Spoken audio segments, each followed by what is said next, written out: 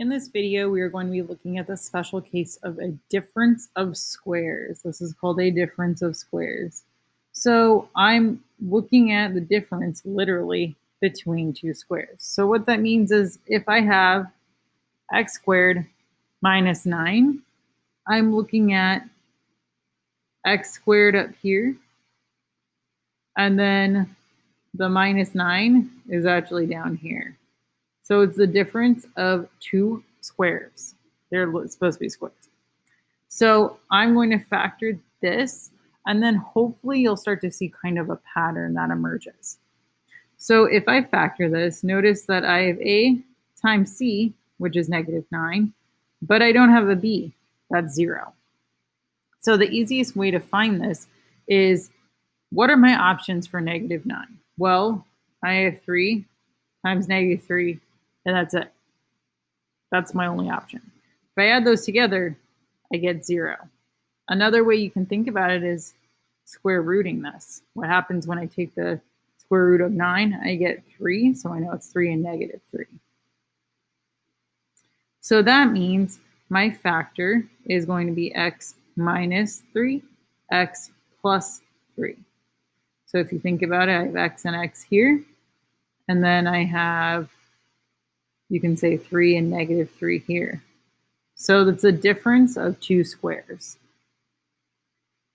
So this pattern right here, where they have the same numbers in here, but you'll notice that one is plus and one is minus, that's where we really start to pick up a pattern for a difference of squares. So for our next example, I'm thinking about it as 16k squared minus 9. So we have a times c and b. Our b is always 0 when it comes to a difference of squares.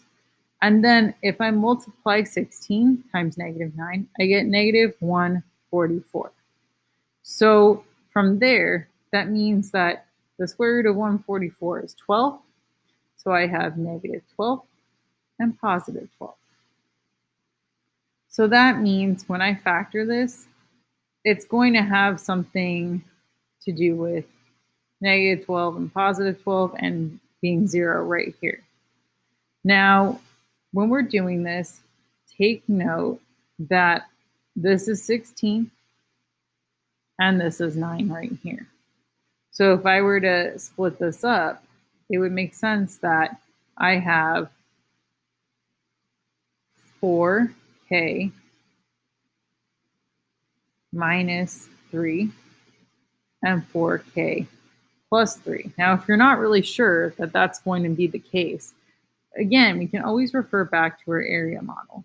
So if I go back to my area model, and I have 16k squared here, and I have -9 right here, and I know that this is -12k and this is +12k,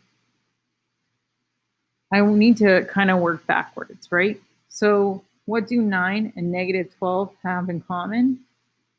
-3. What do 12 and -9 have in common? Well, that's +3. And then I need to know, what do 16 and 12 have in common? That's 4. And again, 16 and 12, that's also 4. So I can always check this by coming back and filling out my area model just to make sure that everything looks good. If you already see a pattern here and you're like, oh, the square root of 16 is 4 and the square root of 9 is 3, and this is just a difference of signs because this is 0 right here, you don't even have to do this part. But it's completely up to you, and you should know that the tools are here for you. So you can always use the area model to reference back and then work backward.